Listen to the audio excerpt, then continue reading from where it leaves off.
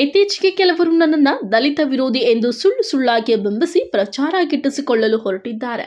ಆದರೆ ನಾನೇ ಸುಮಾರು 10 ಕೋಟಿ ಬೆಲೆ ಬಾಳುವ ನನ್ನ ಸ್ವಂತ ಜಮೀನನ್ನ ದಲಿತರಿಗೆ ಬಿಟ್ಟುಕೊಟ್ಟಿದ್ದೇನೆ ಎಂದು ಮಾಜಿ ಗ್ರಾಮ ಪಂಚಾಯಿತಿ ಸದಸ್ಯರಾದ ಪಿಲ್ಲಂಗುಪ್ಪೆ ವಿಶ್ವನಾಥ್ ತಿಳಿಸಿದ್ದಾರೆ. ಹೌದು, ಹೊಸಕೋಟೆ ತಾಲೂಕಿನ ಕಸಬಾ ಹೋಬಳಿಯ ಚೊಕ್ಕಹಳ್ಳಿ ಗ್ರಾಮ ಪಂಚಾಯಿತಿ ವ್ಯಾಪ್ತಿಯ ಪಿಲ್ಲಂಗುಪ್ಪೆ ಗ್ರಾಮದಲ್ಲಿ ಹಮ್ಮಿಕೊಂಡಿದ್ದ ಮಾಧ್ಯಮ ಪ್ರಕಟಣೆಯಲ್ಲಿ ಮಾತನಾಡಿದ ಅವರು, ನಮ್ಮ ಗ್ರಾಮದಲ್ಲಿ ನೂರಾರು ಬಡ ಮಕ್ಕಳು ವಾಸ ಮಾಡುತ್ತಿದ್ದು ಸರಿಯಾದ ಶಾಲಾ ಕಟ್ಟಡ ಇಲ್ಲದಿರುವುದರಿಂದ ಅದೇ ಗ್ರಾಮದ ಸರ್ವೆ ನಂಬರ್ 33ರಲ್ಲಿ 12 ಗುಂಟೆ ಸರ್ಕಾರಿ ಜಮೀನಿದ್ದು ಈ ಜಮೀನಿನಲ್ಲಿ ಸರ್ಕಾರಿ ಶಾಲೆ ನಿರ್ಮಾಣ ಮಾಡಲು ಶಾಸಕರಿಗೆ ಹಾಗೂ ಈ ಭಾಗದ ಮುಖಂಡರ ಗಮನಕ್ಕೆ ತಂದಿದ್ದೇನೆ. ಆದರೆ ನಮ್ಮ ಗ್ರಾಮದ ಕೆಲವು ಕಿಡಿಗೇಡಿಗಳು ಜನರನ್ನು ದಿಕ್ಕು ತಪ್ಪಿಸಿ ಈ ಜಾಗದಲ್ಲಿ ಮಗನಿಗೆ ಆಸ್ಪತ್ರೆ ಕಟ್ಟಲು ಹೊರಟಿದ್ದಾರೆ ಎಂದು ಸುಳ್ಳು ಹೇಳಿಕೆಗಳನ್ನು ನೀಡಿ ಈ ಜಾಗದಲ್ಲಿ ಇರುವ ದಲಿತರ ಮನೆಗಳನ್ನು ಖಾಲಿ ಮಾಡಿಸಲು ಧಮಕಿ ಹಾಕಿದ್ದಾರೆ ಎಂದು ಸುಳ್ಳು ಹೇಳಿದ್ದಾರೆ. ಇದೆಲ್ಲ ಸತ್ಯಕ್ಕೆ ದೂರವಾದದ್ದು. ಸರ್ಕಾರಿ ಜಾಗದಲ್ಲಿ ನಮ್ಮ ಸ್ವಂತಕ್ಕೆ ಆಸ್ಪತ್ರೆ ಕಟ್ಟಲು ಸಾಧ್ಯನಾ? ನಾನೇ ನನ್ನ ಸ್ವಂತ ಜಮೀನನ್ನ ಬಡವರಿಗೆ ದಲಿತರಿಗೆ ಬಿಟ್ಟುಕೊಟ್ಟಿದ್ದೇನೆ ಎಂದು ತಿಳಿಸಿದ್ದಾರೆ. ಎಲ್ಲರಿಗೂ ನಮಸ್ಕಾರ. ನನ್ನ ಹೆಸರು ವಿಶ್ವನಾಥ್ ಅಂದ್ಬಿಟ್ಟು, ಮಾಜಿ ಗ್ರಾಮ ಪಂಚಾಯತ್ ಸದಸ್ಯರು, ಪಿಲ್ಲಂಗುಪ್ಪೆ ಚೊಕ್ಕಳ್ಳಿ ಗ್ರಾಮ ಪಂಚಾಯತಿ, ಹೊಸಕೋಟೆ ತಾಲೂಕು. ಕೆಲವು 3-4 ದಿವಸದಿಂದ ನನ್ನ ಮೇಲೆ ಇಲ್ಲ ಸಲ್ಲದ ಆರೋಪಗಳು ಮಾಡ್ತಾಯಿದ್ದಾರೆ. ಸತ್ಯಕ್ಕೆ ದೂರವಾದ ಆರೋಪಗಳೆಲ್ಲನೂ ಅನ್ನೋದು. ಕೆಲವು ಪುಡಾರಿಗಳು, ರಾಜಕೀಯ ಪುಡಾರಿಗಳು ಇಲ್ಲ ಸಲ್ಲದ ಆರೋಪ ಮಾಡ್ತಿದ್ದಾರೆ. ಈ ದಲಿತ ಸಂಘರ್ಷ ಸಮಿತಿ ಅವ್ರನ್ನ ದಿಕ್ಕು ತಪ್ಪಿಸ್ತಾ ಇದ್ದಾರೆ. ಅವ್ರಿಗೆ ವಿಷಯ ಗೊತ್ತಿಲ್ದಿರೇ ಸುಳ್ಳು ಆರೋಪಗಳು ಹೇಳಿ ನನ್ನ ಮೇಲೆ ನನ್ನ ಮೇಲೆ ಸುಳ್ಳು ಆರೋಪಗಳು ಮಾಡಿ ತಪ್ಪುದಾರಿಗೆ ಅವ್ರನ್ನ ಎಳಿತಿದ್ದಾರೆ, ದಿಕ್ಕು ತಪ್ಪಿಸ್ತಾ ಇದ್ದಾರೆ. ಒಂದನೇದು, ಇಲ್ಲಿ ಸರ್ವೆ ನಂಬರ್ 33ರಲ್ಲಿ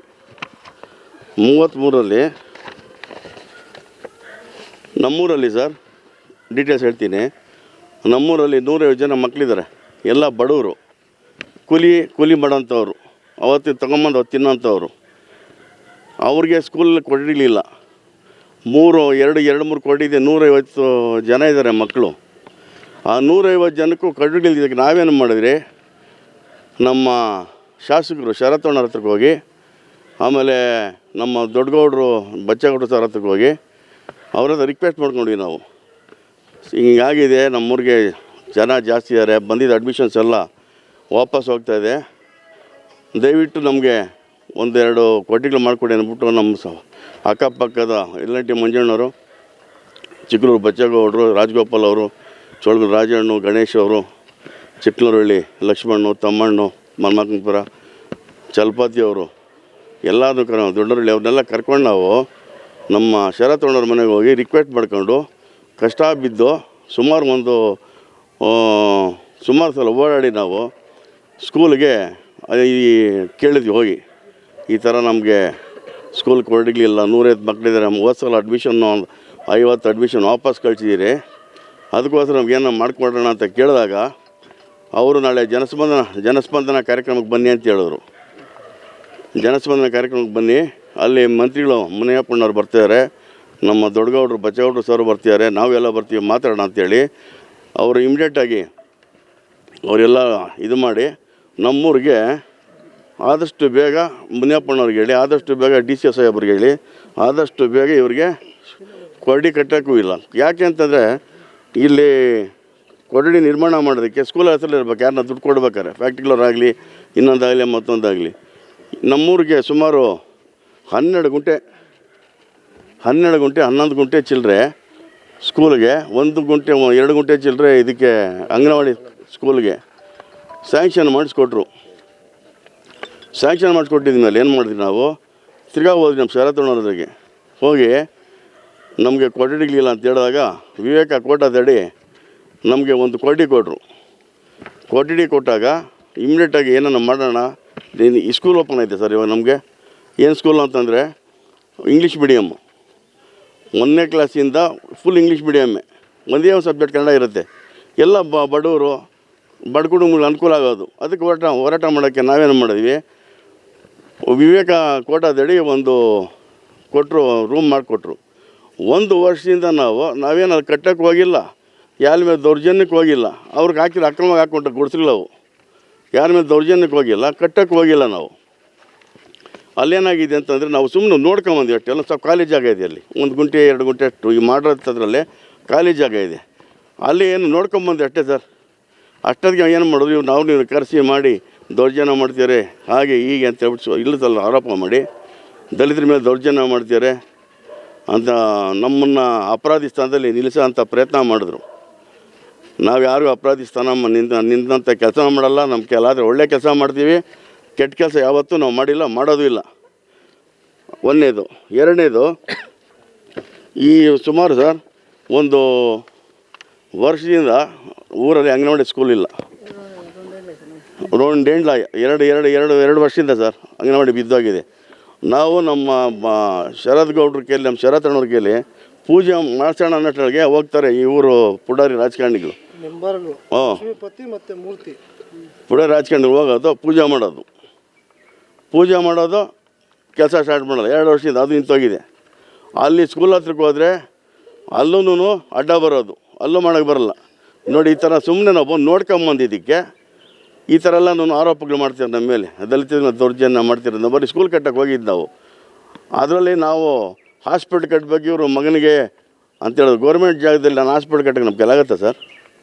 ಸ್ಕೂಲ್ ಜಾಗದಲ್ಲಿ ಹಾಸ್ಪಿಟಲ್ ಕಟ್ತಾರ? ಸ್ಕೂಲ್ ಜಾಗದಲ್ಲಿ ಸ್ಕೂಲ್ ಕಟ್ತಾರೆ, ಸರ್ಕಾರಿ ಜಾಗದಲ್ಲಿ ಸರ್ಕಾರಿ ಸ್ಕೂಲ್ ಕಟ್ತಾರೆ, ಹಾಸ್ಪಿಟ್ಲ್ ಕಟ್ತಾರ?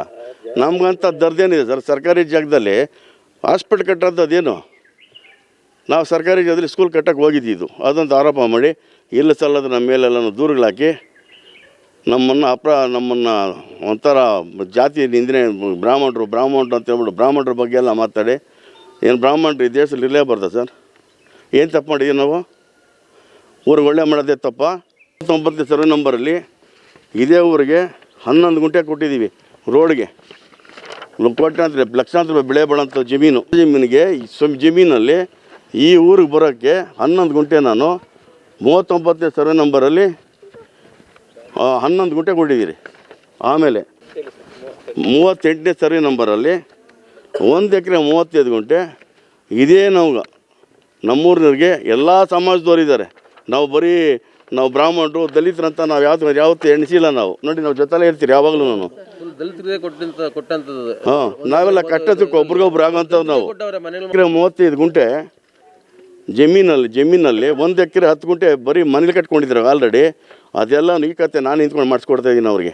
ಎಲ್ಲ ಪ್ರಯತ್ನ ಪಡ್ತಾಯಿದ್ದೀರಿ, ಮಾಡಿಕೊಡೋಕೆ ಏರ್ಪಾಡು ಮಾಡಿದ್ದೀರಿ. ಎಲ್ಲ ನಂದು ಸ್ವಂತ ಜಮೀನು, ನನ್ನ ಸ್ವಂತ ಜಮೀನಲ್ಲಿ 1 ಎಕರೆ 10 ಗುಂಟೆ ಚಿಲ್ಲರೆ ನಾನು ಮಾಡಿಸ್ಕೊಡೋಕೆ ಮಾಡ್ತೀವಿ, ರೆಡಿ ಮಾಡಿದ್ದೀನಿ ಎಲ್ಲ.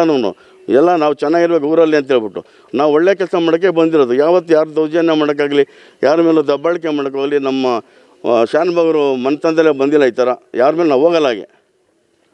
ಒಂದನೇದು. ಎರಡನೇದು, 37/1ರಲ್ಲಿ 10 ಗುಂಟೆ ಜಮೀನು ಬರೀ ರೋಡಿಗೆ ಹೋಗಿದೆ. ಅದು ನಮ್ಮ ಜಮೀನೇ, ನಮ್ಮ ಸ್ವಂತ ಜಮೀನು. 37/1ರಲ್ಲಿ 10 ಗುಂಟೆ ರೋಡ್ಗೆ ಹೋಗಿದೆ.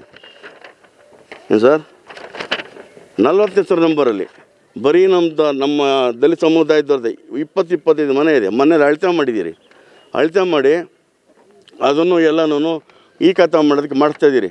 ಅದು ನಮ್ಮ ಸ್ವಂತ ಖರ್ಚಿಂದ, ನಮ್ಮ ಸ್ವಂತ ಜಮೀನು ನಾವೇ ಬಿಟ್ಕೊಡ್ತೀವಿ. ಕೋಟ್ಯಾಂತರ ರೂಪಾಯಿ ಆಸ್ತಿ ಅವ್ರಿಗೆಲ್ಲ ಒಳ್ಳೇದಾಗಲಿ ಅಂತ ಮಾಡಿಸ್ಕೊಡ್ತಾಯಿದ್ದೀರಿ. ಈ ಥರ ಮಾಡ್ತಿದ್ದೀರ ಹೊರತು ನಾವು ಯಾರ ಮೇಲೂ ದೌರ್ಜನ್ಯ ದಬ್ಬಾಳಿಕೆ ಮಾಡೋಕ್ಕೆ ಹೋಗ್ತಿಲ್ಲ ನಾವು. ಇನ್ನು ಗ್ರಾಮದ ಮಹಿಳೆಯರು ಮಾತನಾಡಿ, ವಿಶ್ವನಾಥ್ ಅವರು ಪ್ರತಿಯೊಬ್ಬರಿಗೂ ಸಹಾಯ ಮಾಡುತ್ತಾರೆ. ಮದುವೆ, ಮುಂಚೆ, ಸಾವು, ನೋವು ಏನೇ ಆದರೂ ಸಹಾಯ ಮಾಡುವಂತಹ ಒಳ್ಳೆಯ ಗುಣ ಇರುವ ವ್ಯಕ್ತಿ ವಿಶ್ವನಾಥ್ ಅವರು. ಅವರ ಮೇಲೆ ಇಲ್ಲ ಸಲ್ಲದ ಆರೋಪ ಮಾಡುವುದು ಸರಿಯಲ್ಲ ಎಂದಿದ್ದಾರೆ. ನನ್ನ ಹೆಸರು ಅಶ್ವಿನಿ ಅಂತ ಹೇಳ್ಬಿಟ್ಟು ಸರ್. ಪ್ರತಿಯೊಂದಕ್ಕೂ ಹೆಲ್ಪ್ ಮಾಡ್ತಾರೆ ಸರ್ ವಿಶ್ವನಾಥಪ್ಪ ಅವರು. ನಮ್ಗೆ ಮನೆ ಕಟ್ಟೋದಕ್ಕೆ, ಮತ್ತು ಯಾವುದಾದ್ರೂ ಗೃಹಪ್ರವೇಶಗಳಾಗಲಿ, ಮದುವೆಗಳಾಗಲಿ, ಯಾರಾದರೂ ಸತ್ತೋದ್ರೂ ಕೂಡ ಹೆಲ್ಪ್ ಮಾಡ್ತಾರೆ ಸರ್. ಇಂಥವ್ರ ಮೇಲೆ ಈ ಥರ ಆಪಾದ ಮಾಡ್ತಾಯಿದ್ದಾರೆ, ಅದೆಲ್ಲ ತಪ್ಪು ಸರ್. ಈ ಥರ ಎಲ್ಲ ಮಾಡಬಾರ್ದು ಒಬ್ಬರ ಮೇಲೆ. ಗುಂಪೆ, ನಮ್ಮ ಹೆಸರು ಪ್ರಮೀಳಾ ಅಂತ. ನಾವು ದಲಿತರು. ನಮಗೆ ಇಲ್ಲಿ ಮನೆ ಕಟ್ಟೋದಕ್ಕೆ ನಾವಿರೋ ವಾಸವಾಗಿರೋ ಜಾಗ ಎಲ್ಲ ಅವ್ರದ್ದೇ ಸರ್. ವಿಶ್ವನಾಥ ಸ್ವಾಮಿ ಅವ್ರದ್ದು ಜಾಗ ಎಲ್ಲನೂ. ಯಾರೇ ಒಂದು ಮನೆಯಲ್ಲಿ ಒಂದು ಬಡವರು ಸತ್ತೋದ್ರೆ ಇವರು ದುಡ್ಡು ಕೊಟ್ಟರೆ ತಗೊಂಡೋಗಿ ಹಣ ಉಣ್ತಾ ಇದ್ದಿದ್ದು. ಒಂದು ಮದುವೆ ಅಂದರೆ ಮದುವೆಗೆ ದುಡ್ಡು ಕೊಟ್ಟಿದ್ದಾರೆ, ಒಬ್ರು ಸತ್ತರೆ ದುಡ್ಡು ಕೊಟ್ಟಿದ್ದಾರೆ, ಮನೆ ಕಟ್ಟಬೇಕಂದ್ರೆ ಸಿಮೆಂಟ್ ಕೊಡಿಸಿದ್ದಾರೆ, ಕಂಬಿ ಕೊಡಿಸಿದ್ದಾರೆ, ಮನೆ ಕಟ್ಟಕ್ಕೆ ಜಾಗ ಕೊಟ್ಟವ್ರೆ. ನಾವಿರೋ ಜಾಗ ಎಲ್ಲ ಅವ್ರದ್ದೇನೇ. ಅವ್ರು ಯಾವತ್ತೂ ಜಾತಿ ಭೇದ ಯಾವತ್ತೂ ಮಾಡಿಲ್ಲ. ಎಲ್ಲರೂ ನಮ್ಮ ಮಕ್ಕಳ ಥರ, ನಮ್ಮ ಮಕ್ಕಳವರು ಅಂತ ನಮ್ಮನ್ನು ಮಕ್ಕಳ ಥರ ನೋಡಿದ್ದಾರೆ ಹೊರತು ಯಾವತ್ತೂ ನಮ್ಮನ್ನು ಜಾತಿ ಭೇದ ಅನ್ನೋ ಒಂದು ಉದ್ದೇಶದಿಂದ ನೋಡಿಲ್ಲ. ಊರೆಲ್ಲ ಚೆನ್ನಾಗಿರಬೇಕು, ಸ್ಕೂಲ್ಗೊಂದು ಈ ಊರಲ್ಲಿ ಒಂದು ಸ್ಕೂಲ್ ಆಗಬೇಕು, ನಮ್ಮೂರು ಒಂದು ಮುಂದುವರಿಬೇಕು ಅಂತ ಮಾಡ್ತಾ ಇದ್ದಾರೆ. ಅದನ್ನು ಅವರು ಸಹಿಸ್ತಾ ಇಲ್ಲ. ಅವರು ಈ ಊರಿನವರೇ ಅಲ್ಲ, ಅವರು ಅಲ್ಲಿರೋ ಅಂಥ ಗುಡಿಸ್ಲಾಕೊಂಡಿರೋ ಅಂಥವ್ರು, ಅವ್ರಿಗೆ ಮನೆ ತೋಟ ಜಮೀನು ಎಲ್ಲ ಇದೆ ಅವ್ರ ಊರುಗಳಲ್ಲಿ. ಅವರು ಇಲ್ಲಿ ಬಂದಿದ್ದಾರೆ, ಅವ್ರ ಮನೆ ಕಡೆ ಯಾರಾದ್ರೂ ಸತ್ತರೆ ಅವ್ರ ಊರಲ್ಲಿ ತಗೊಂಡೋಗಿ ಮಣ್ಣು ಮಾಡೋದು. ಅವ್ರು ಈ ಊರವರಾದರೆ ಯಾಕೆ ಇಲ್ಲಿ ಮಣ್ಣು ಮಾಡಬಾರ್ದು ಅವ್ರನ್ನ? ಅವ್ರು ಈ ಊರವರೇ ಅಲ್ಲ, ಅವ್ರು ವಲಸೆ ಬಂದಿರೋದು. ಅವರು ನಾವು ಇದ್ದೀವಿ ಈ ಊರಲ್ಲಿ, ನಮಗೆ ಯಾವುದು ಜಾಗ ಇಲ್ಲ, ನಮ್ಗೆ ಇರೋಕ್ಕಷ್ಟೇ ಜಾಗ ಇರೋದು. ನಾವೆಲ್ಲ ಹೋಗಿ ಯಾಕೆ ಮಾಡಬಾರ್ದು? ಗೌರ್ಮೆಂಟ್ ಸ್ಕೂಲ್ ಕಟ್ಟಲಿ, ಅಲ್ಲಿ ಸ್ಕೂಲ್ ಕಟ್ಟಲಿ ಅಂತ ನಾವೆಲ್ಲ ಸುಮ್ಮನೆ ಇದ್ದೀವಿ. ಅದನ್ನು ಸ್ಕೂಲ್ ಕಟ್ಟೋಕ್ಕೂ ಬಿಡ್ತಾ ಇಲ್ಲ, ಅವ್ರು ಏನು ಮಾಡ್ತಾ ಇಲ್ಲ. ನಮ್ಮ ದಲಿತರು ಅವರು ನಿಜ ಆದರೆ ಅವ್ರು ಮಾಡ್ತಾ ಇರೋದೆಲ್ಲ ಸುಳ್ಳು ಆರೋಪ. ಸ್ವಾಮಿಗಳವ್ರ ಕಡೆಯಿಂದ ಅವ್ರು ಸಹಾಯ ಪಡೆದು ಮತ್ತೆ ಅವ್ರಿಗೆ ಹಿಂದಕ್ಕೆ ತಿರ್ಕೊಂಡು ಅವ್ರಿಗೆ ಮೋಸ ಮಾಡ್ತಾ ಇದ್ದಾರೆ. ಸ್ವಾಮಿಗಳವ್ರ ಮೇಲೆ ಅಪವಾದ ಹೊರಿಸ್ತಾ ಇದ್ದಾರೆ. ವಿಶ್ವನಾಥ ಸ್ವಾಮಿಗಳವ್ರದ್ದು ಏನೂ ತಪ್ಪಿಲ್ಲ.